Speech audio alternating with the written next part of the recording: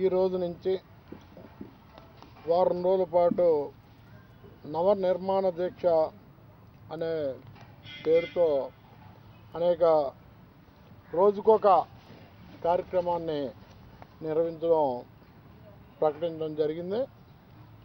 మరి ఈరోజు ఈ రాష్ట్ర ప్రభుత్వం ఇచ్చిన పిలుపు మేరకు ప్రజలు ఎంతమంది స్వచ్ఛందంగా వచ్చి పాల్గొన్నారో చూస్తే రాష్ట్ర ప్రభుత్వం మీద ప్రజలకున్న నమ్మకం కానీ ప్రజలకున్న గౌరవం కానీ మనకు అర్థమవుతుంది. కేవలం అధికారులకు చెప్పి ఈ కార్యక్రమాన్ని చేపడుతూ ప్రజల్ని వంచన చేయడానికే, ప్రజల్ని ప్రలోభపెట్టి మాయ చేయడానికే ఈ వారం రోజుల కార్యక్రమాన్ని మేము చెబుతూ ఈరోజు నవనిర్మాణ దీక్ష పేరిట మరి ముఖ్యమంత్రి గారి సందేశం ప్రతిజ్ఞ ఏమని ప్రతిజ్ఞ చేస్తున్నారు? రాష్ట్రం విడిపోయింది, ఈ రాష్ట్ర విభజన తర్వాత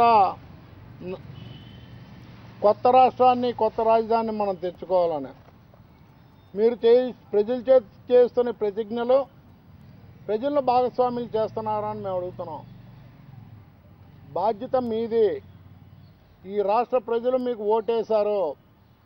ఓటేసిన తర్వాత చేయవలసిన మీరు బాధ్యత నుంచి తప్పించుకోవడానికే ప్రజల్ని భాగస్వాములు చేసే ప్రయత్నం చేస్తున్నారని. అంటే 2 సంవత్సరాలు పూర్తయిన సందర్భంగా మీరు ప్రజలకు జవాబు చెప్పుకోవాల్సిన పరిస్థితిలో ఇంకా ప్రజలను ప్రలోభ పెడుతున్నారు. అశాస్త్రీయ పద్ధతిలో రాష్ట్ర విభజన జరిగినందున ఎదుర్కొంటున్న ఇబ్బందులు ఉన్నారు. మరి ఏ ఆలోచనతో మీరు ఆ రోజు ఈ రాష్ట్ర విభజనకి అంగీకారం తెలియజేస్తూ మరి ఉత్తరాలు ఇచ్చారని మేము అడుగుతున్నాం. ఉత్తరాలు ఇవ్వడమే కాకుండా ఆ రోజు మీ పార్లమెంటరీ నాయకులు పార్లమెంట్లో ప్రకటించారా లేదా అని మేము అడుగుతున్నాం. అశాస్త్రీయ పద్ధతిలో రాష్ట్ర విభజన జరిగినప్పటికీ సమగ్ర పరిపాలన ద్వారాగా 2 సంవత్సరాలు రాష్ట్ర అభివృద్ధి కోసం తెలియజేస్తూ ఉన్నారు. రాష్ట్రం ఏమైనా అభివృద్ధి చెందిందే అని మీరు ఆలోచన చేస్తే మీరు అభివృద్ధి చెందారు. మీ పార్లమెంటు, శాసనసభ, శాసన మండలి సభ్యులు, మీ మంత్రివర్గ సహచరులు, మీ పార్టీ నాయకులు అభివృద్ధి చెందారు తప్ప ఈ రాష్ట్రం ఏ విధమైన అభివృద్ధి చెందలేదని, ఈ రాష్ట్ర ప్రజలు కూడా ఏ అభివృద్ధికి నోచుకోలేదన్న విషయాన్ని ఈరోజు జిల్లా వైఎస్ఆర్ కాంగ్రెస్ పార్టీ తరఫున మీకు తెలియజేస్తున్నాం. రాబో కాలంలో వ్యవసాయేతర రంగాల్లో అభివృద్ధి సాధించడానికి చేపట్టే కార్యక్రమాలు మీరు 2 సంవత్సరాల క్రితం అధికారం చేపట్టినప్పటికీ ఉన్న వ్యవసాయం ఈరోజు ఉందా అని మేము అడుగుతున్నాం. తీయించండి లెక్కలు.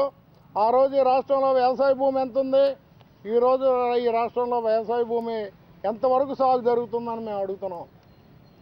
వ్యవసాయాన్ని మంట కలిపి రావాల్సిన కృష్ణా, గోదావరి జలాల హక్కుల్ని మీకున్న కేసుల వల్ల నీరు గార్చుకొని ఈరోజు వ్యవసాయ రంగాన్ని అభివృద్ధి చెందిస్తామని చెప్తే ప్రజలు నమ్మే పరిస్థితిలో లేరు ముఖ్యమంత్రి గారని మేము ఈ సందర్భంగా తెలియజేస్తున్నాం.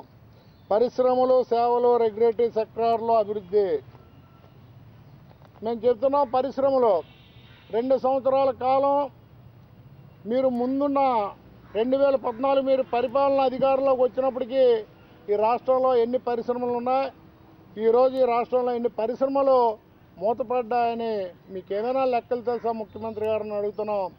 ఈ రాష్ట్రంలో జూటు పరిశ్రమలు పూర్తిగా మూతపడి వేలాది కార్మికులు తద్వారా వేలాది కార్మిక కుటుంబాలు రోడ్డును పడ్డాయా లేదని అడుగుతున్నాం. మరి ఆ విధంగానే అనేక పరిశ్రమలు మూతపడినా మీరు ఆ పరిశ్రమలు తెరిపించడానికి మీరు కానీ ఏ జిల్లాలో పరిశ్రమలు మూతపడ్డాయో ఆ జిల్లాలో ఉన్న మంత్రులు కానీ ఏదైనా ప్రయత్నం చేస్తే ఆ ప్రయత్నాలు ప్రజలకు తెలిసే విధంగా ప్రకటించమని మేము అడుగుతున్నాం. రాష్ట్రంలో ఒక సంక్షేమ కార్యక్రమం ఏమైనా అమలు జరుగుతుందా అని అడుగుతున్నాం. స్వర్గీయ బాబాసాహెబ్ అంబేద్కర్ గారి జన్మదినాన్ని పురస్కరించుకొని పేద గృహాలకి శంకుస్థాపన చేసిన మీరు ఒక్క గృహానికైనా పునాది వేశారని మేము అడుగుతున్నాం.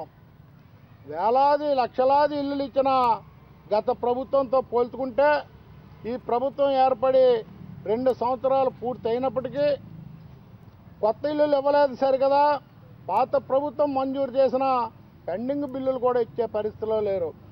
కనీసం మీరు ఇంటికి పునాదులు వేయలేదు సరికదా, లబ్ధిదారుల జాబితా కూడా ప్రకటించలేని పరిస్థితిలో ఈరోజు రాష్ట్ర ప్రభుత్వం ఉందని, లబ్ధిదారులు ప్రకటన అలసత్వం చేయడం వల్ల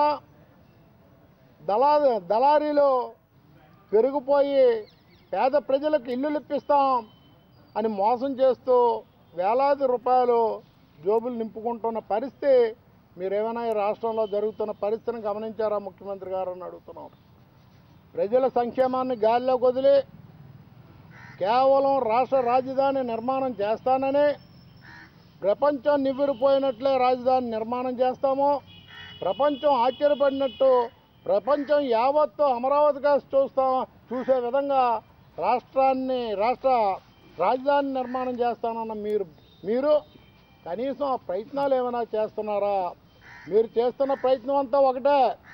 ఈ రాష్ట్ర ప్రజల దృష్టిలో ఈ రాష్ట్ర ప్రతిపక్ష నాయకుడు జగన్మోహన్ రెడ్డి గారిని చెడు చేసే ప్రయత్నమే మీరు చేస్తున్నారు తప్ప ఈ రాష్ట్ర రాజధాని నిర్మాణం కోసం కానీ, ఈ రాష్ట్ర ప్రజల సంక్షేమం కోసం కానీ, ఈ రాష్ట్ర అభివృద్ధి కోసం కానీ మీరేమీ చేయట్లేదన్న విషయం యావత్ రాష్ట్ర ప్రజానీకం గమనిస్తూనే ఉందని, మీరు చేసిన వంచన కానీ, హామీల వైఫల్యం కానీ, కుంభకోణాలు అవినీతి కానీ ఒక్క మాట మనం తెలియాలనుకుంటే విభజన చట్టంలోని ప్రత్యేక హోదా, పన్నుల రాయితీలు, రైల్వే జోను సాధన పూర్తి స్థాయిలో మీరు విఫలం అయ్యారా లేదా అని అడుగుతున్నాం.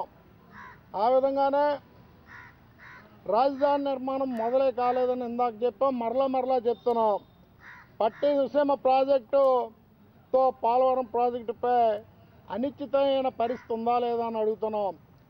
ఎన్ని వేల కోట్ల రూపాయలు మరి పోలవరం ప్రాజెక్టుకి కావాలి.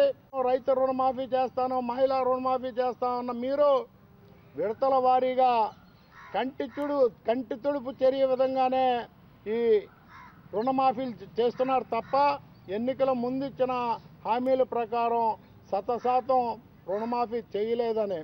మరి ఇంకా చెప్పుకెళ్తే ఒక్క వర్గానే కాదు అన్ని వర్గాల ప్రజలను కూడా మీరు మోసం చేశారు. అటు నిరుద్యోగులను వదిలేరా, నిరుద్యోగులకు ఆశ కల్పించారు, ఇంటికొక ఉద్యోగం ఇప్పించేస్తానని చెప్పారు.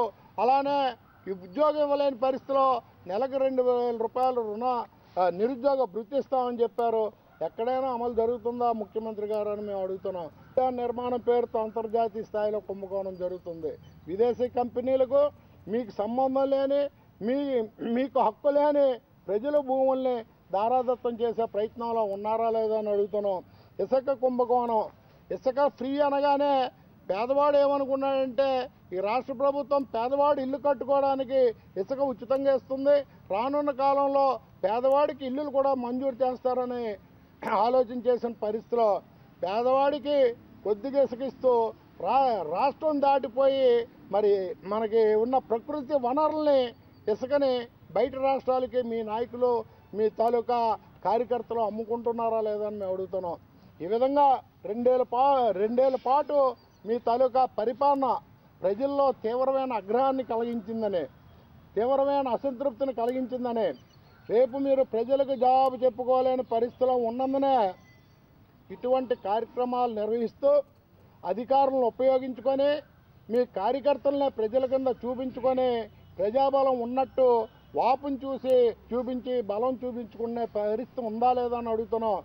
ఇంకా రాజ్యాంగాన్ని అవమానపరుస్తూ రాజ్యాంగంలో ప్రజలకి నమ్మకం పోయే విధంగా మీరు ఈ రాష్ట్రంలో ఉన్న ప్రతిపక్ష పార్టీ శాసనసభ్యులను కొనుగోలు చేస్తున్నారా లేదని అడుగుతున్నాం. మీరు కోట్లాది రూపాయలు వెచ్చించి మరి ప్రతిపక్ష పార్టీ శాసనసభ్యులు కొంటున్న డబ్బు ఎక్కడి నుంచి మీకు వస్తుందని మీ తాలూకా నైజం మరి తెలంగాణలో మరి శాసనమండలి ఎన్నికల్లో ఓట్లు కొనే విషయాన్ని యావత్ తెలంగాణ ఆంధ్ర రాష్ట్ర ప్రజలు టీవీల్లో చూసున్నందున మీ తాలూకా నైజం ప్రతి వారికి తెలిసింది. మరి అలానే ఒక ప్రయత్నం ఉన్న పూర్తి బలం ఉన్నప్పటికీ ఒక రాజ్యసభ స్థానాన్ని ప్రతిపక్ష పార్టీ గెలుచుకుంటుందన్న అక్కస్తో ఇంకొక ఆ స్థానాన్ని కూడా మీరు పోటీ చేసి వైఫల్యం చెందారా లేదని అడుగుతున్నాం. కేవలం మీ పార్టీలో ఉన్న ఎమ్మెల్యేల అసంతృప్తిని గమనించే ఒకవేళ పోటీకి పెడితే తెలుగుదేశం పార్టీకి చెందిన శాసనసభ్యులు వ్యతిరేకంగా ఓటేస్తారన్న భయంతో ఆఖరి నిమిషంలో మీరు వెనక్కి తగ్గారే తప్ప ప్రజాస్వామ్యంతో గౌరవం కానీ ప్రజాస్వామ్యం మీద ఉన్న నమ్మకంతో కానీ మీరు ఇంకొక అభ్యర్థిని నిలబెట్టకుండా ఉండలేదని ఈ విధంగా రానున్న కాలంలో ప్రజలు జవాబు చెప్పుకోలే పరిస్థితి మీకు తప్పకుండా ఏర్పడుతుంది. ప్రజలు నిలదీసే పరిస్థితి కూడా రాష్ట్ర ప్రభుత్వానికి ఏర్పడుతుందని ఈ సందర్భంగా జిల్లా వైఎస్ఆర్ కాంగ్రెస్ పార్టీ తరఫున తెలియజేస్తాం.